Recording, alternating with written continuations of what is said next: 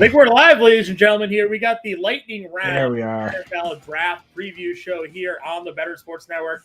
Jon Impemba with Kevin Tompkins and Andrew Cooper. Kev, we've made it. NFL draft here tonight, Thursday, kicking off the pre-show here with the lightning round crew. It seemed like forever ago. The Super Bowl ended, and what do we do for these next couple months? We wait for the combine. We wait for free agency, but then we had this big lull. We could talk about prospects until we were blue in the face, but we made it. The draft is here in an hour. Coop, we've already had some pretty big news here breaking today. We have Lamar Jackson signing his contract extension. We've got some early NFL trade rumors here leading up into the NFL draft. It should be a pretty good hour with us for the Bettor Sports and Fantasy Alarm family here. Yeah, man, I'm fired up. We're definitely going to talk about the contract. We're going to talk about the rumors. First, just want to mention what we're previewing here, the Bettor Sports Draft Show live. Coming up at 8 o'clock, we have a ton for you guys. First half of the show, it's going to be me, Mark Malusis, and Corey Parson. Tons of guests. Lisa Ann. We're going to have Britt Flynn, boots on the ground at the draft. She's there right now. We got Fantasy Alarm there at the draft. Garrett Price covering some of the rookies. Tons of stuff. Then second half, you guys taking over.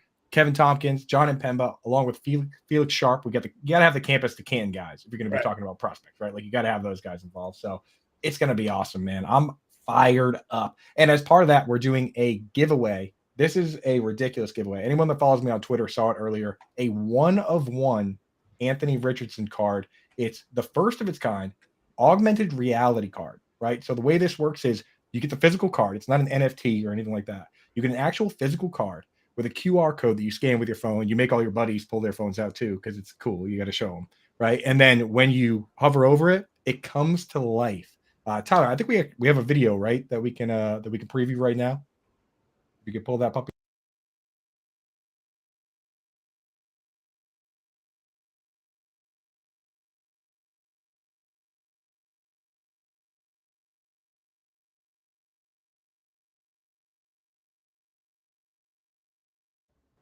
How cool is that, Coop? How cool is that? That's wild. But that's a physical card that you get, and they're probably not going to be giving many of these away, right? They'll probably give this one away. I don't know. It's up to Tommy. And then this is before they're actually released. And if you look closely, when you do get it lit up with the thing, you can see the top left corner, that 1-of-1. They're not making any more of those particular ones. The idea eventually, it's going to be a whole set of cards, whole bunch of things out there, collectibles. But for now, that's pretty much the one that I've seen that's out there. And we're going to give it away today to somebody that downloads the Bettor Sports Network app, joins the BettorCast, and all you have to do is basically get a few questions right during our stream. So it's going to be beautiful, but that's for 8 o'clock here. Let's get into some pre-draft stuff and talk about what's coming up, right? Yeah, man. Listen, like you said, we have the big news here of the day. We're waiting all offseason. What is going to happen with Lamar Jackson in that saga? Is he going to go somewhere else? Is he going to resign and go back to the Ravens here? Well, we got the news earlier this afternoon. 5 years here, $185 million guaranteed, $260 million total. Coop, we talked about it. They brought in a new offensive coordinator. They're going to be maybe looking to push the ball downfield a little bit more. They signed Odell Beckham Jr. Maybe they'll be looking to address some more offensive weapons there in the draft. Thoughts on initial reactions here to Lamar Jackson returning to Baltimore? Yeah, I mean, I love it. First, I want to say shout out people in the chat. We got Hoove in the chat. What's up, baby? Haven't seen you since the expo. We got Better Boss in here. We got people trickling in. It's gonna be a big night. So with Lamar Jackson, I will say I was a little worried that their whole plan was to move on to a pocket passer with the Todd Monken air raid coming in. It's a totally different offense. It uses 3-4 wide receivers. So I didn't know what the game plan was for that, but now that he's back, pretty much, big time guaranteed money, a little bit more than Jalen Hurts, right? Is that the case? Yeah, a little, just slightly more here. We got, and again, it's $260 million total, $185 million guaranteed. Jalen Hurts had $179 million guaranteed there. Where are you now though with the fit for Lamar Jackson? Are you excited about the prospects of them maybe opening up this offense now? I mean, we've seen them be very run heavy. They run a lot of those RPOs. They have the dual running backs there with Dobbins. And I'm now blanking on the backup running back that they got there. Kev, help me out for a bit here. The Gus Bus Edwards. Yeah, Gus the Bus, right, exactly. So, thoughts, do we think that they really open this up now? Does that boost his fantasy value that they're going to be throwing the football more this year? I mean, he's got to throw the football a little bit. We saw it, a couple years ago where they did open the ball up a little bit more after running the ball into the Stone Age. But, if they're the Todd Monken offense, it's going to open things up. It's going to open up lanes for him to run. But the thing is, they have to get some production out of their wide receivers. You have to get, Rashad Bateman back to, being a first round pick and being what they thought he was. They need to get, maybe they get somebody in the draft here. So, we know he has a rapport with Mark Andrews. There's Isaiah Likely too. They just got to get more weapons for him. Maybe they get one, like I said, in the draft here, but it's status quo here, and maybe the Monken offense opens up more rushing lanes for Lamar Jackson. Now we know he has security. So, from like the best ball angle, he's one of the guys that you almost don't even have to stack with. You could just take Lamar Jackson as is, and you get the rushing. Hopefully you get 25 or so touchdowns, and you get 800, 900 yards rushing. Yeah, absolutely. We got Macaroon Productions in the chat. You're preaching to the right crowd here. Me and Jon Impemba, both Pats fans as well, dude. So let's go, baby. Hell yeah. Be an interesting night for New England for sure, holding that 14th pick here and what they do with it, right, Coop? Are they attacking offense? Are they trading? We've seen some wild, the Reddit trade rumors, Coop, right? I mean, it's always fun. You're obviously the king of Reddit here over at Fantasy Alarm. You're in with those heathens, constantly in the channels, typing up. We saw the Will Levis move, off the Reddit rumors there yesterday. There was some floating around Patriots Nation, some Reddit rumors about New England and Houston maybe coming up with some sort of wild trade package that involves Mac Jones and Patriots moving up to the second pick. And who knows what's going to happen here when it comes to New England. But they have overhauled their offense. They got Bill O'Brien now there.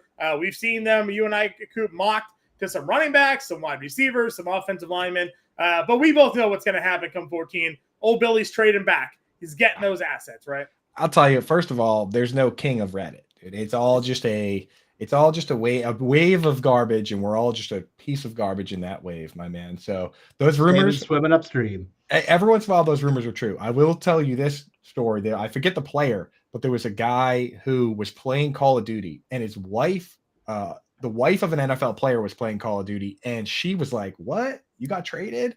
And the news trickled in through that way. So Reddit has in the past broken news before. It is true.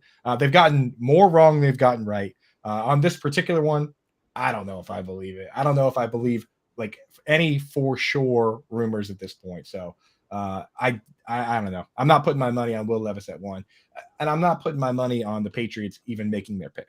I have a list of like 20 guys. If they would just take one of the 20 players I like at 14, I would be pumped. If they trade back, that's fine. If they once again draft a player I've never heard of, I might have to stop doing it. I truly, it's going to break my heart. Because last year we're doing it live, and you guys are like, what do you think about Cole Strange? I'm like, who the hell is Cole Strange? Right. UT Chattanooga I didn't watch a whole lot of UT Chattanooga games. I don't know about you guys. So I'm just hoping they pick somebody that I'm aware of. Right. So, we'll get into all that. We'll get to some hot spots in the draft here. What I do want to talk about first, if you guys are cool with it, is the DeAndre Hopkins rumors. They're trickling in already. There's been 2 different ones. And right before we got on the show, I found out that one of them is tied to Mike Florio. So a Pro Football Talk, again, another source where sometimes it's true, sometimes it's not. Right. So what do you guys been hearing? I want to hear what you guys are hearing on the Hopkins deal. Yeah, Kev, what do you think? Yeah, I mean, certainly, where there's smoke, there's fire. I mean, I think, the Titans, that's a very plausible, situation there that where Arizona could trade down, for a package. I mean, I'm not sure what's certainly the package. It's all rumors at this point, but Tennessee possibly coming up to get a quarterback. It's very interesting.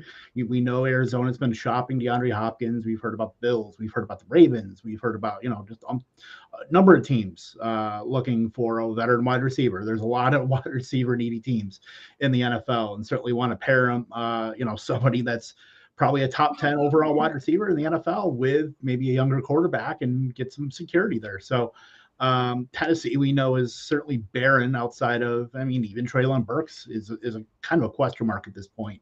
We know they want to run the ball, but they have to kind of keep defenses honest. Yeah. So I think Tennessee is a solid landing spot, and I think he could raise the profile of the entire room there. But I don't know. Who knows? It's all rumors at this point.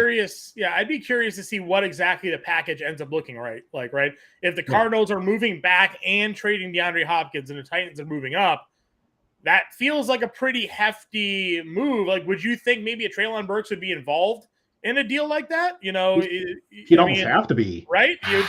Or multiple first-round picks, like obviously to move up from where they are up to that spot in the draft. The fact that Hopkins would be on the move. I mean, we obviously saw some of those other rumors weeks ago. Maybe Derrick Henry would be on the move. And would Henry be a guy that they would be willing to trade at this point? Given where they sit in the draft and some running backs that are available to them potentially here. Yeah, the Cardinals are clearly setting themselves up for a bridge year. There's no question. They get rid of clean house on the coaching staff, bring in Jonathan Gannon, right, from the Eagles to build a new defense. If you look at the odds, the Super Bowl odds for this team, they are basically down with the Texans. There are times where they've been even with the Texans, which means anytime you're even with the Texans means you're not going to win the Super Bowl. Like, that's a fact. So, not great, though. I think they've set it up that way on purpose, though. They're trying to do a bridge year where they let Kyler Murray recover, where you obviously let him get to 110%, might be half the season, right? You let Zach Ertz recover. You trade away DeAndre Hopkins. That's why I don't think, like, if you're a team like that, why are you trading for Derrick Henry? Why are you trading for Treylon Burks, like assets that are kind of going to help you win now? I think what John suggested, just a boatload of picks, right? Future picks. Just push everything as far towards the future as possible. Go through the bridge year, rebuild full with a new coaching staff. I think that's what they're looking to do. So if you can somehow move up and get DeAndre Hopkins, you're going to have to give up the future, right? But the Titans with Ryan Tannehill and with Derrick Henry, they're kind of a win now team as is too. So maybe they're pushing the chips right now. Who knows? Yeah, I mean, getting a full reset there if they do go up and trade, get that quarterback maybe at 2, get DeAndre Hopkins, or immediately giving him a number 1 wide receiver. We like Okonkwo there at tight end. If they can manage to keep Treylon Burks, I mean, then you're really setting that offense up to improve their passing game. That's been obviously the one sort of downfall for them outside of their defense, obviously, which is struggles that they've been so one-dimensional. We saw what happened when Malik Willis tried to be their quarterback last year. Took Josh Dobbs coming in off the streets and was immediately a better passer than he was. So getting whether it be a Stroud or something like that at 2 or 3, whatever, moving up in the draft there certainly would be an interesting landing spot for them. Yeah, I'm on board with the move, man. It would really change the entire dynamic. I think if you saw the Titans move up to 2, now you're going to see the other QB needy teams hitting up some of these other teams and being like, all right, we got to make a move, man. Moving up to 3, which is what the Cardinals pick. Well, that's what it takes, right? Doesn't it take one team moving up, stealing a player that somebody else wants, and now it's a domino effect. And now teams that are sitting there at 4 or 5, whatever, like, oh, wait a minute, I wanted this player, he is gone. Let me answer the phone call. Let me see what I can do to move back. And it goes completely haywire now. And we've seen that. And I'm expecting to see some trades hopefully tonight. Last year, it felt like, it was one of the first times where, we've always seen trades happen. We saw real NFL talent move during the NFL draft. A.J. Brown moved. Marquise Brown moved. So if we go ahead and, get some of these trades that happen during the draft night, it can just go ahead and just kind of change the trajectory of teams and where they plan on going with their draft there.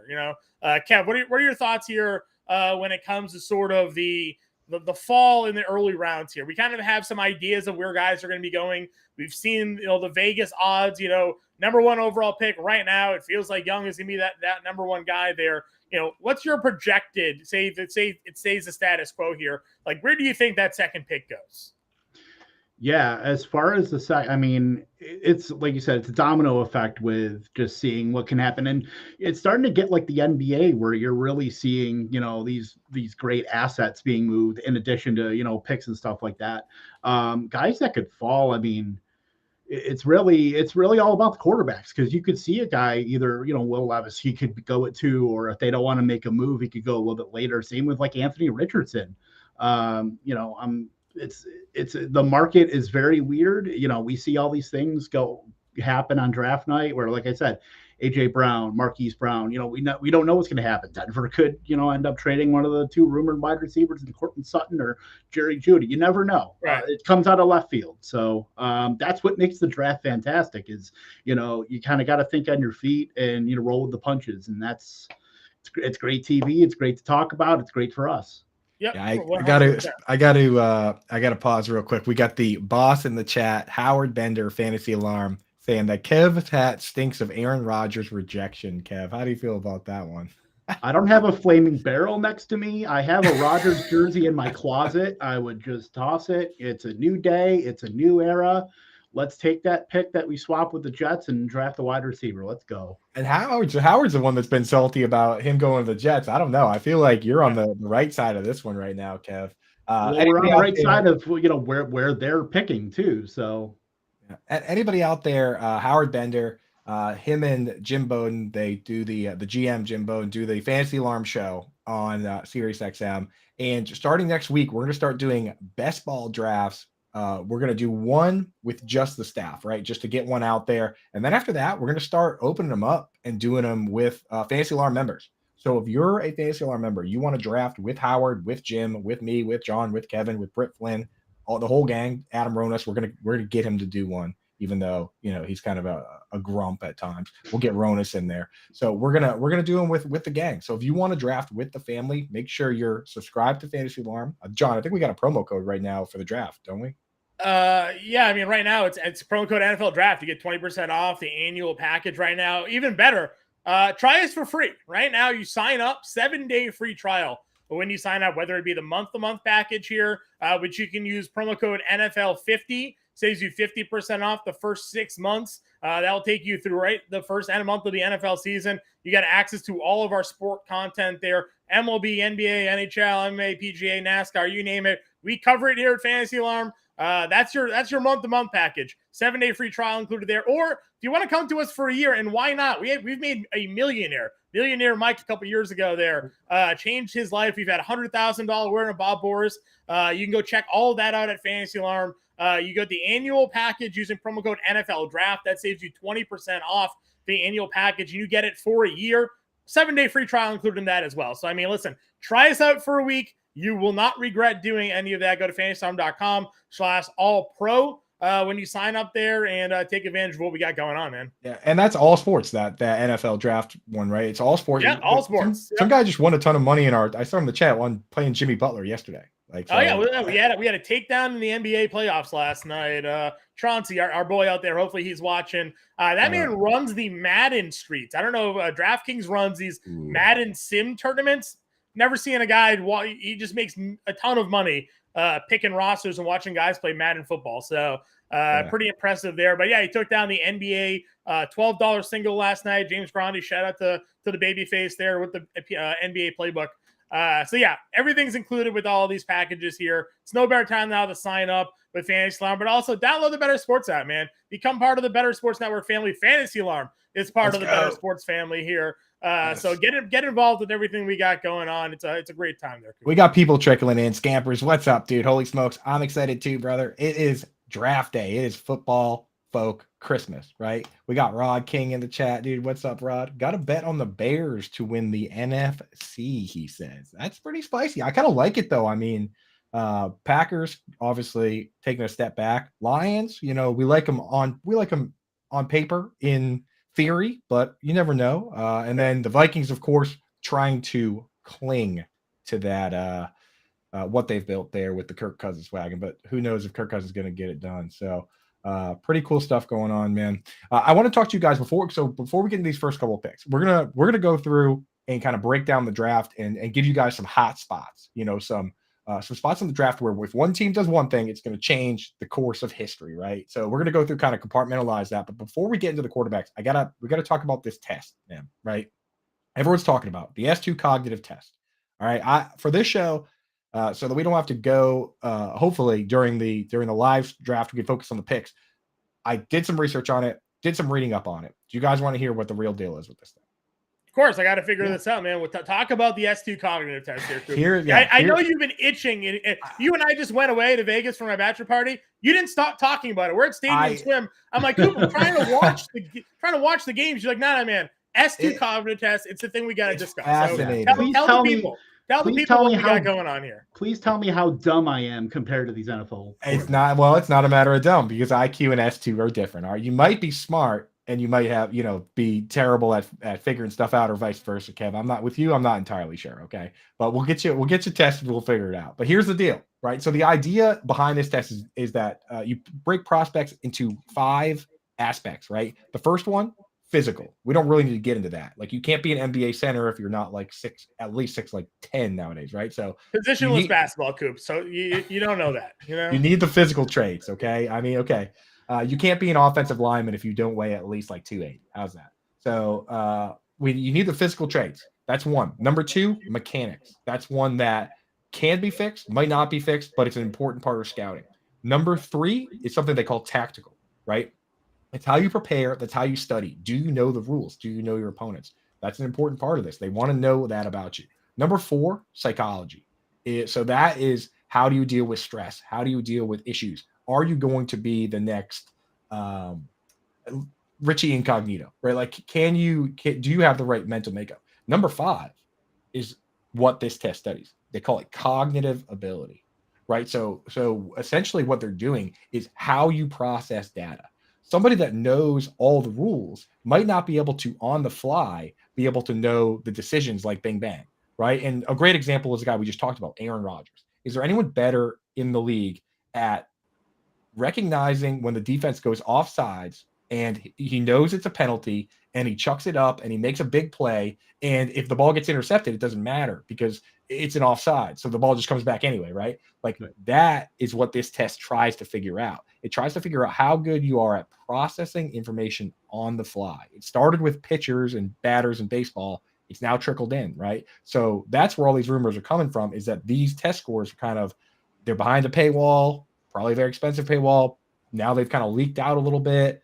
That's the big rub with S2. So that's the spiel I wanted to get out. Now everybody knows what the heck they're talking about when they say S2 cognitive test. There it is, Johnny. There it is.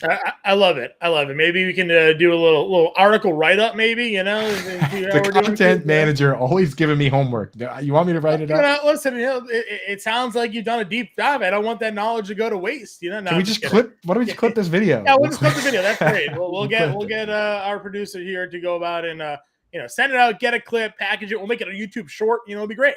I'll tell you this: if CJ Stroud slides, big time slides, I'll write an article. How many picks does he have to slide, John? 5. Okay. If he falls outside the top 5, I will write a S2 cognitive test article. Because now here's the thing. So there were rumors that it leaked and the scores leaked, but nobody knew what the scores were, right? CJ Stroud, for some reason, someone asked him about it. I think that was like yesterday. And he goes, yeah, somebody leaked the scores. He's like, people are trying to make all these moves. They're trying to do all these smoke screens. There's nothing I can do about it. I know who I am, right? He basically kind of admitted that he had a bad score on the test. I mean, why watch the video twice? And this did not sound like a guy that scored well on the test. Because if he scored well on the test, he would have just said, by the way, I scored really well on the test. If he's going to talk about it, he sat there with his head down saying, oh man, it sounds like David Ortiz when he tested positive for steroids, but he didn't test positive for steroids. The names weren't supposed to get out there and who tested positive, and he did. Interestingly enough, Coop, we're looking at Vegas odds. I'm currently looking at the DraftKings Sportsbook here. CJ Stroud is minus 380 to go number 2 overall. Big favorite. The next best odds here are Will Anderson at plus 330 going to Houston here. The number 1 overall pick, though, it's Bryce Young by minus 20 billion, right? Very clear to be the number 1 pick. Levis is actually ahead of Stroud, number 1. So people think if for whatever reason, Bryce Young doesn't go, it's going to go Levis number 1, not Stroud, but Stroud is far and away the favorite to go too. So kind of interesting how they see that there. Pretty much just locking in Stroud there into that second spot. Will Levis plus 1,000 to go number 2. Will Anderson, like I mentioned, plus 330. But these lines are fluid. Like 5 minutes ago, where you were going on your rant there, the cognitive test. Stroud and Anderson were both minus numbers. It was Stroud was going at minus, it was like minus 120. Anderson was minus 180. So that's something to watch as we move out through the night. These draft odds, these betting odds, and maybe they're indications, things are leaking out as we get closer and closer to the pick time here. We might get some more information on where these guys are going. Will Anderson minus 125 to go third overall currently right now. Levis minus 175 to go fourth. Well, guess what?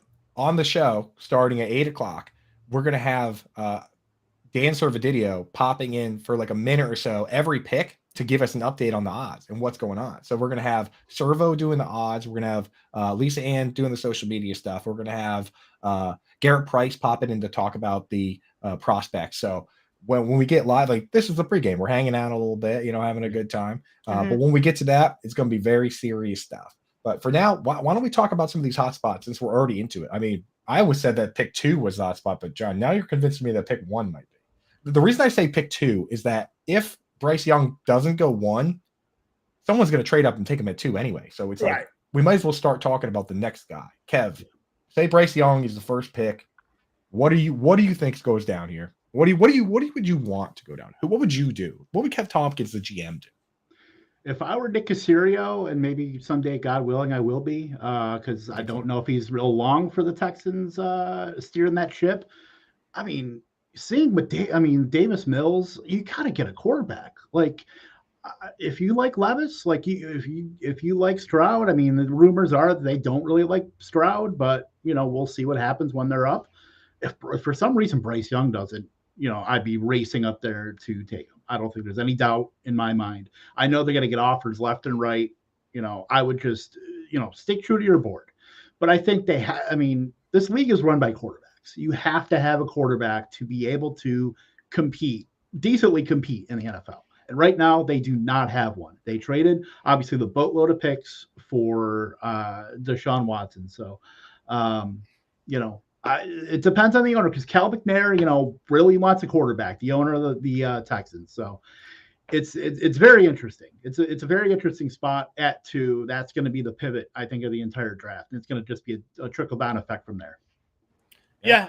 I mean, listen, like you said, even if you're not, like you mentioned earlier, and our producer here is mentioning the same thing, rumors are Caserio, Ryan, they don't really care much for the quarterbacks here, but you got to swing, right? You can't let one of these guys go, because if Stroud becomes that next guy and you were at 2 and you pass on him, you're looking for a job sooner rather than later here, right? So I would rather take the player and have him miss, and you'd be like, well, what do you want me to do?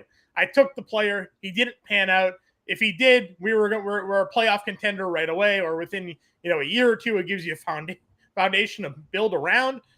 I don't see how you go about not taking one of these quarterbacks here when you're a team very clearly in need of a quarterback. Yeah, I mean, there's clearly some disagreement among not just this front office, the Texans, but the Panthers won just 2 weeks ago, and people were surmising that it's related to this first pick. Steve Drummond, the vice president of football operations, who had been with the team for like 17 years, and basically the VP of football operations is essentially, he's like the third guy in charge. There's Scott Federer, obviously, is the GM, and then there's the assistant GM whose name I don't know, which would be crazy if I did. But if I pull that, I think it's like Morgan something. But he's like basically third. He stepped down. He stepped down among the discussions, and the day he stepped down was the day that Bryce Young leapfrogged CJ Stroud. That's why I was like all up in there. I was like, oh, look at the drama here, baby. But yeah, I mean, that can happen, dude. There's a lot of disagreement that goes down on draft day. I've seen clips of things getting pretty heated. Basically, guys having to stand on a soapbox and go to bat for their guy, and you got 10 minutes to make the pick. So pretty cool stuff, man. That's all happening in a half hour. It's just hitting me, dude. Like, it's today. It's today. My favorite War Room video still to date is the Vikings celebrating when the Eagles took Jalen Reagor instead of Justin Jefferson, and they were like, I can't believe they just made this mistake, and you see the Eagles War Room, and they were like pretty confident in themselves, and then now Jalen Reagor is returning punts on the team that Justin Jefferson is like the greatest wide receiver in football on. So classic, dude. Do you guys think that Zach Wilson going at 2 and knowing what has been going on with the Jets. Maybe that gives the tech teams like the Texans a little bit of pause. I mean, we know that's can happen with any team at really any draft pick, but you're spending, a boatload. You're putting your franchise's hands into one guy. I mean, if you don't have your guy, it puts a shock into you. I think it's all an organizational setup too. I mean, listen, Zach Wilson goes into a team. The Jets were very rebuilding. They did a good job on that rebuild, and obviously now I think they're at that sort of pinnacle of it now. But you need a quarterback that has some mental toughness and at least some game to him. The one thing with Zach Wilson was that he popped the way he did because of those workouts during the combine, right? Like, sure, he had an okay, college career, a lot of COVID, didn't play a lot of tough teams. That was kind of one of the knock on him. But then he goes out and he does that roll to the left, cross body, jump throw in shorts down the field. And like, oh my God, this is the next great thing. And then you see him in spring workouts and he's hitting Elijah Moore on like the same pattern. And I'm like, yeah, he's beating the Jets secondary. Like that, anybody can look good, doing that. They're the worst secondary in the NFL last year. And then once the real games hit, he started getting sacked, started getting hit, showed he couldn't read the field, and he fell apart. He had no mental toughness. You're going to go to Houston. That team's not set up to win right now. So you're going to need a quarterback that has some mental toughness, at least the athletic ability to survive at least for a year, and trust sort of the team around him to put him in position to win. But that's a young team that he's going to be going to as well. There's not a lot of like core veterans on that offense. It's a new head coach, so they're kind of all starting together. So Howard Bender here seems to think the Texans will take whatever QB's left at pick 12, right? And the thing with that is if that's their plan, then they're not going to trade pick 2 unless they're trading it to somebody that they know isn't taking quarterback. Why would you purposely allow someone to come in and take a QB if you're hoping the QBs fall? Like, so to me, if that's the plan, they're going to take a defensive player at 2. Yep. My personal take on this, I said this the other night when I was talking to Howard on Fantasy Alarm Show.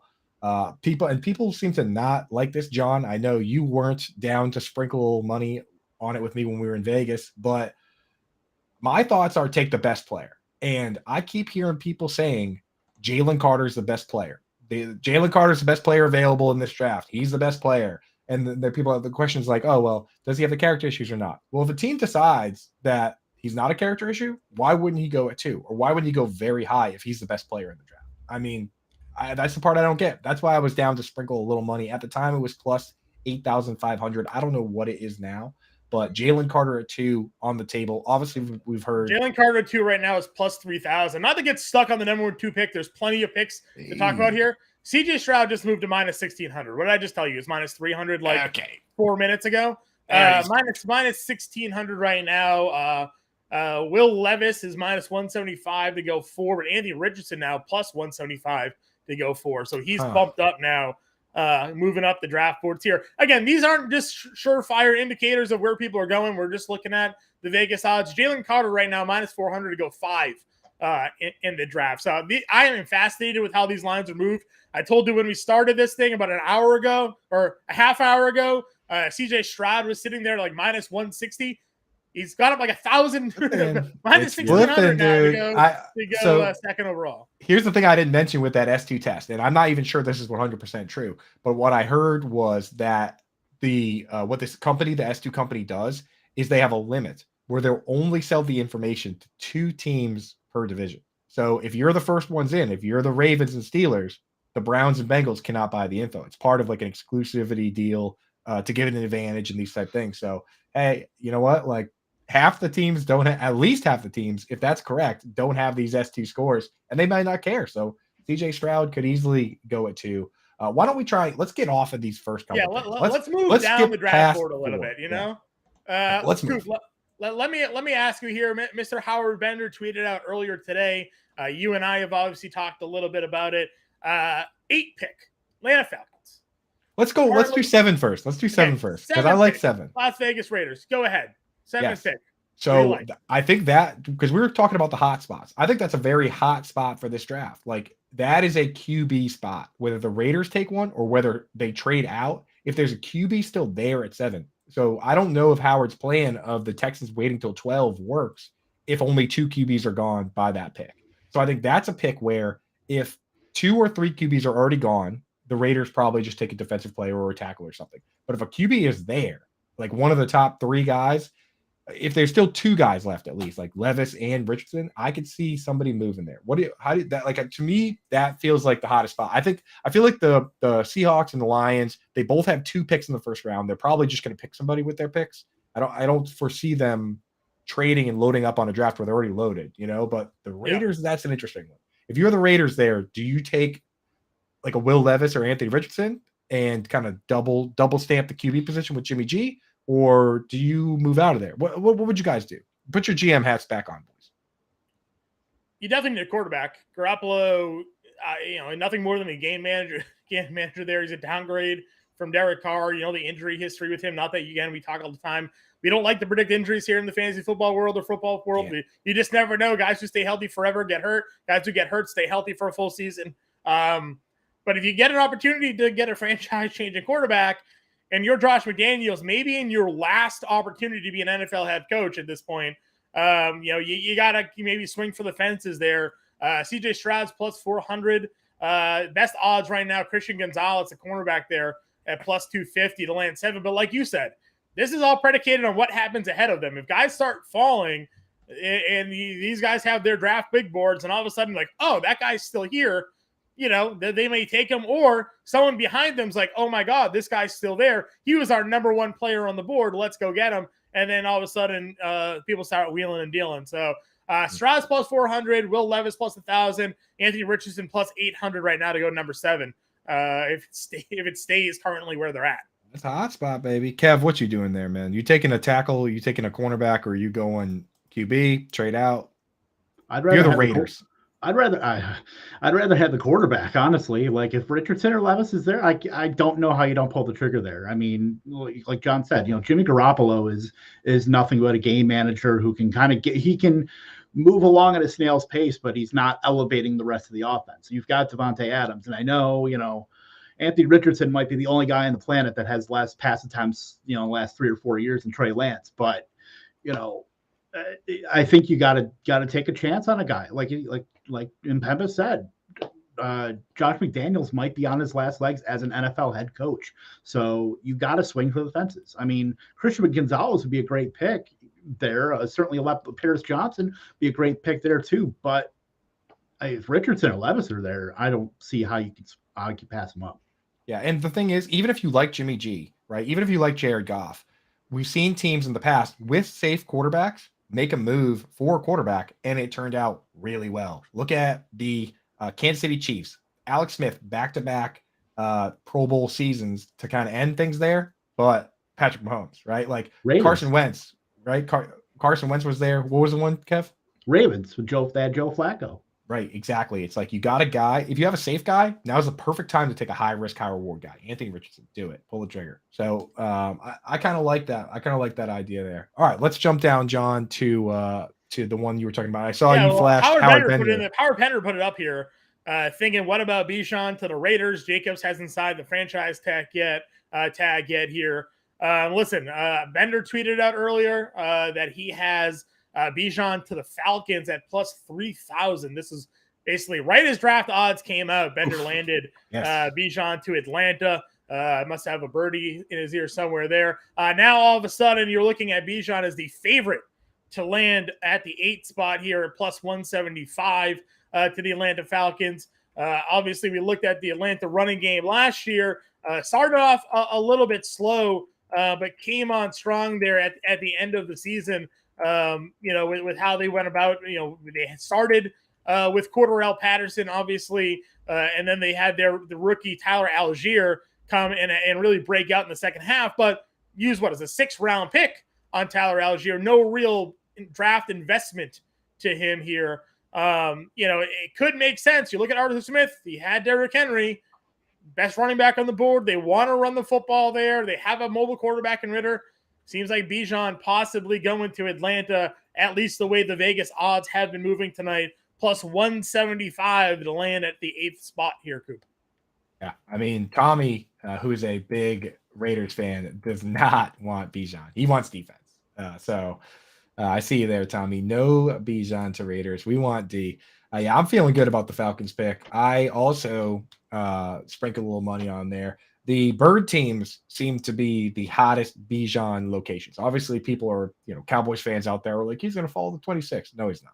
Okay. No. Like, this guy is far and away better than everybody else. Generational style player. Talk about the best player in the draft. This guy might be the best player in the draft. And honestly, me personally, I'm down to take, if there's a guy that's just better than everyone else at his position, unless it's like punter or kicker, go for it. You know what I mean? Like, Micah Parsons, what a great pick that was. They just took the best linebacker, which linebackers fall. I mean, change the whole defense for the Cowboys. So why not, right? So yeah, I'm in for moves like that. Absolutely. I do not want Bijan to go to the Eagles. I'll tell you right now. I'm fantasy wishing those rumors are happening because he himself said that Hurts was the quarterback he wanted to go to. Don't want that. If you wanted, you could take the bet right now. Bijan inside the top 12. In his draft position landing spot there. Could go ahead and get some decent odds there. Well, we're talking Will Levis now minus 500 to go fourth. So numbers are Ursay. That's Ursay. Sorry, fifth. I lied. Fifth. Seattle minus 500 now to land fifth. So again, live odds moving around here in the NFL draft.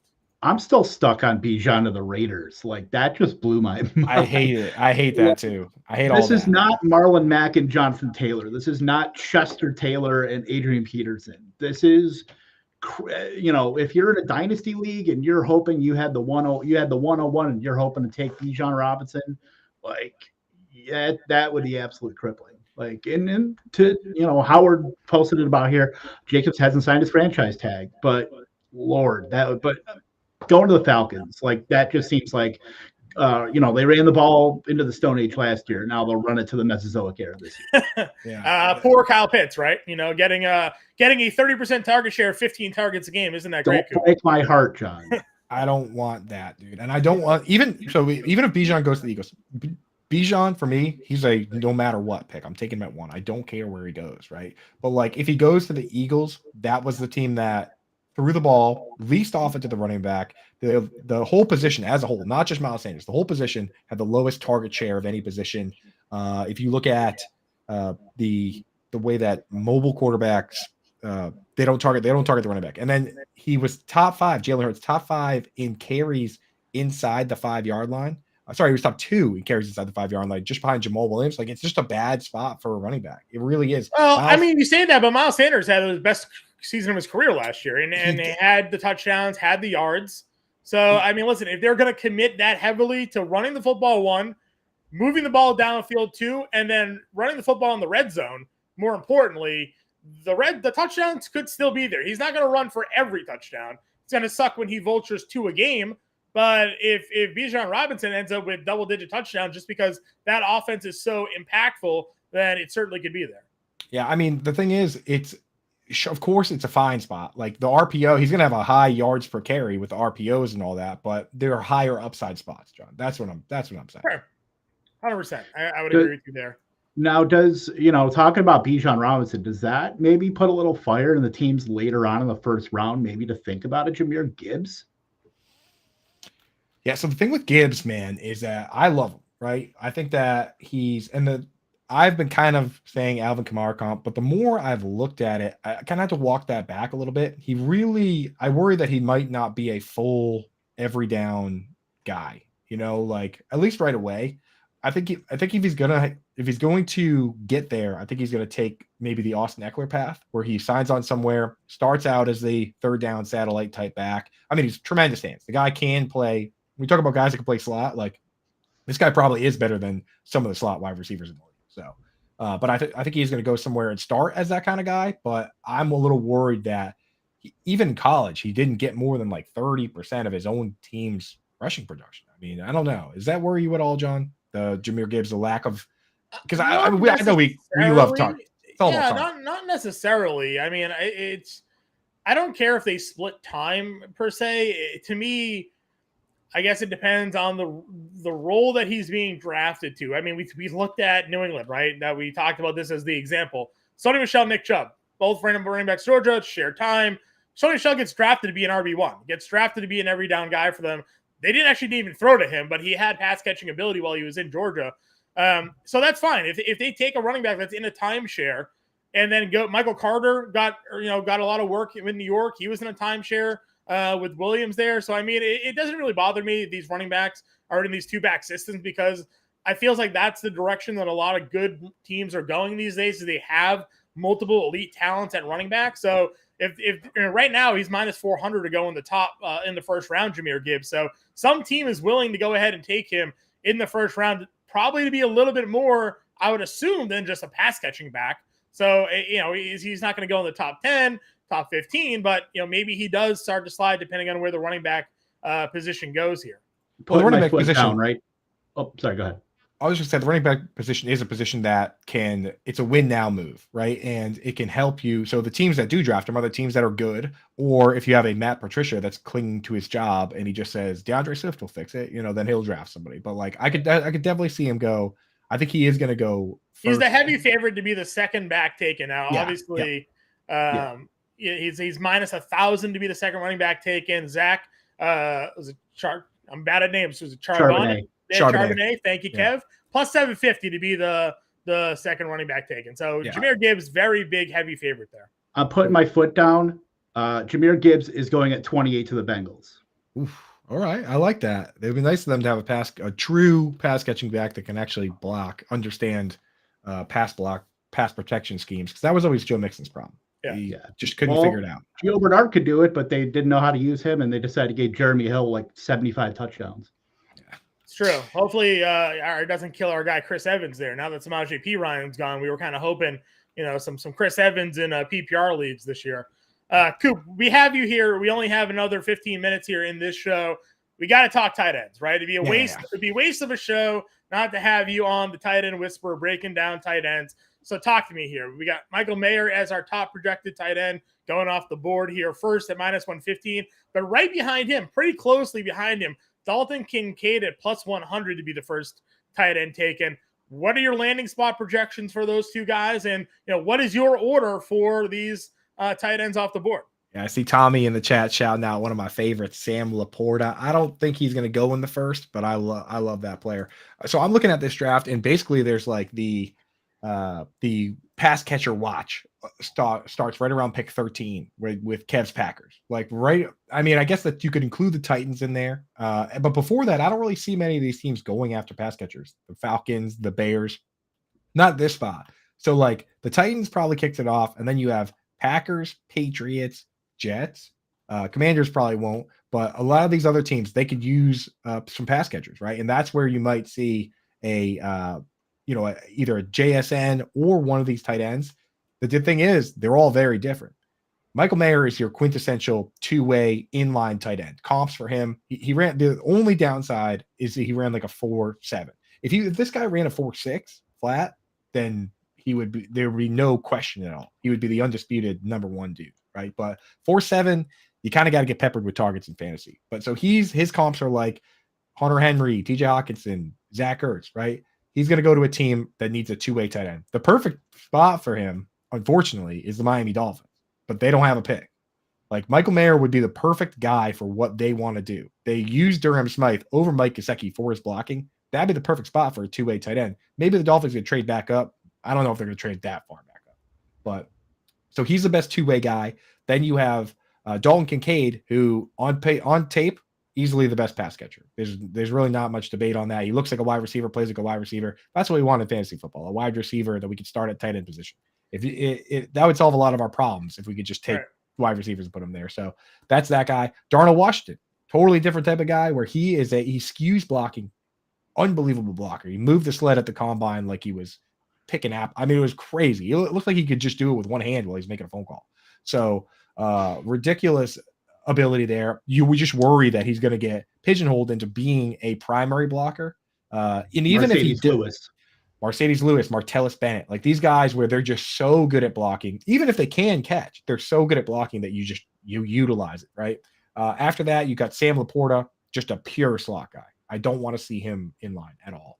And my top 5 rounds out with Zach Kuntz, who just is super athletic, but a lot of other people like some of these other two-way type guys. There's Luke Musgrave, profiles that type of guy. I didn't really see much of him. So that's a quick breakdown of the tight end position there. I think You could see 3 go today, probably 2, probably Mayer and Kincaid, but I wouldn't rule out somebody going for Washington or maybe even somebody going for Musgrave. I mean, Bill Musgrave, a coach in this league, it's his son. Sometimes those guys just go. Over 2 tight ends in the first round, minus 380. So it definitely feels like at least 2 find themselves landing in those positions here, Coop. Yeah. Kev, you're a Packers fan. Let's go around the room here a little bit. Allegedly you're a Packers fan. You got the hat going there. What do you want to see your team do here with their draft selection? I'm a total, Jackson Smith and Jigba, Michael Mayer. That would be like my dream. If they were going to be, if they were not going to get a skill position player, I think you got to go with offensive tackle, Peter Skoronski, guys like that. They could certainly use a guy on the edge too, but certainly something to protect Jordan Love, because we know David Bakhtiari has a big injury history lately. We don't know really his status leading into week 1. But either that. I think JSN, Jackson Smith and Jig would be a perfect slot guy. Guy can play inside and outside with Watson and Romeo Doubs there, and then Michael Mayer. Right now, their tight end group is Josiah DeGuara and Tyler Davis. It's not good right now, so they can certainly use the tight end there. Certainly somebody that can play in the slot. Peter Skoronski sounds like the name of a guy who would enjoy a good cheese curd, doesn't it? Right.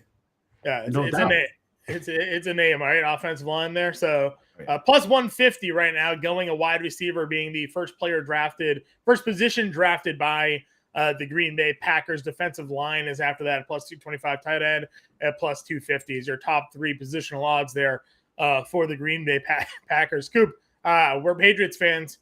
We generally get the boring picks here. What are your thoughts on New England's first round selection? Where do you think they go? I mean, personally, the guys that I want to see them take, Paris Johnson or Broderick Jones at tackle, big tackles that are Peter Skoronski is a great player. He's probably the best, he probably has the best film, but he has kind of shorter arms. He might end up being a guard. So I like Paris Johnson or Broderick Jones, either one of those guys. I see Howard in there. He wants him to his Jets. I don't care. Jets can have one as long as I have the other. Other than that, if Christian Gonzalez is there, you obviously draft him, right? The cornerback. We want a bigger corner, I think. So I wouldn't mind Joey Porter Jr., especially because then Joey Porter Sr. has to be a Patriots fan. After he talked all that trash about my Patriots, basically said that if the Patriots didn't cheat, the Steelers would have won more Super Bowls. Dude, why don't you just play better? How about that? Right? Can I tell you a very interesting draft odds here on DraftKings Sportsbook? Hit me. All right. Patriots top positional player first draft is an offensive lineman at plus 175. The second would be their first pick is a quarterback. Whoa. So second best odds for New England Patriots in the first round right now is a quarterback at plus 350. So, I mean, we had some of those swirling trade rumors yesterday hanging around Reddit like we talked about.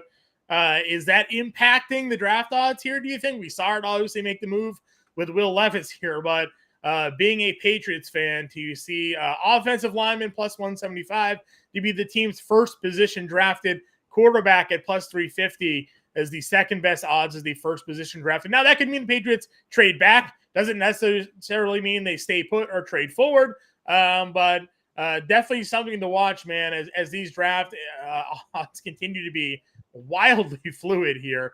CJ Stroud now minus 2,500 to go pick 2. So when we started this, heck is he was going minus on over 160. There? As we're closing out, he's minus 2,500. Pretty wild there. Will Levis now minus 650 in the 4 spot there. So continues to see his odds rise. Maybe going to be finding a home with Seattle. We all thought Seattle was going to take a quarterback last year, right? They were linked to Ritter. They were linked to Willis, and it never happened. And then we're like, really? They're sticking with this group with Geno Smith and Drew Lock. I can't remember the kid they got from Denver, right? It's so bad. Drew Lock, yeah.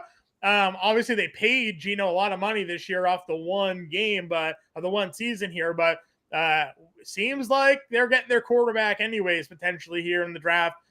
If you're a manager, though, are you going Will Levis or Anthony Richardson if you're restarting your organization here? Coop, I'll let you start first. I'm going Anthony Richardson, man. Here's the thing about drafting these mobile quarterbacks is everyone loves to make jokes like, oh, he'll be a good running back or he'll be a wide receiver. Well, dude, those guys have been getting smoked lately. The people saying that because Jalen Hurts, awesome. Lamar Jackson, billionaire now, right? Even Kyler Murray, like obviously the leadership things have been a problem, right? But at times he's looked great. He's looked electric. He's made plays, right? So I mean, Josh Allen, you could consider him within that group, honestly, the way that he plays, the way he runs, like the mobile QBs are crushing.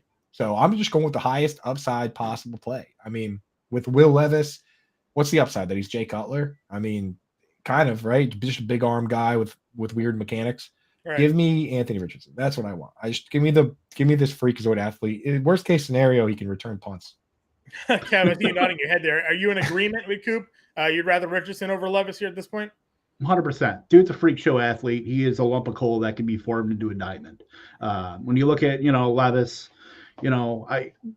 those kind of somewhat mobile quarterbacks that can throw a little bit, like maybe Jay Cutler, has arm talent, but, Anthony Richardson seems like a guy that could be making like $11 billion guaranteed in like 3-4 years. Like if you get him into the right system, if you can, get a team around him, I think Richardson is just, he's just too tantalizing to pass up. Yeah. Now, speaking of things that might be worth $11 billion, we've got a promo coming up. We're giving away a 1-of-1 Anthony Richardson card. So he could be making a $11 billion. You might get this brand new first of its kind card, the first of this whole series that's going to be coming out eventually. It's an augmented reality card. Tyler, do we have time to play the clip before this goes? If you could pull it up.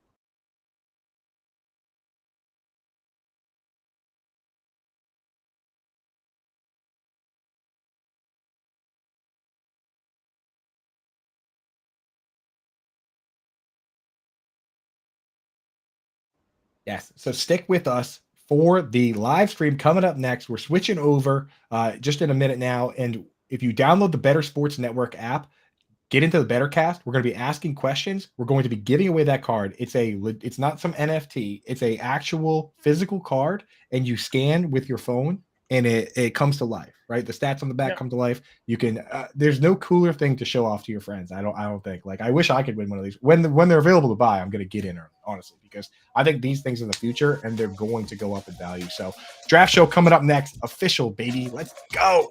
Yeah, join us on the Bettor Sports Network app. Don't go anywhere. Myself, Andrew Cooper, Kev Tompkins will be around all night long helping you guys through the NFL draft. So stick it right here with the Bettor Sports Network. It's going to be a fun night. Hopefully you guys are all tuning in to what we got going on here with Fantasy Alarm and the Bettor Sports Network. Everybody here, download the app. It's free to do. We will catch you guys all in a little bit. Good luck, everybody. Talk to you all later.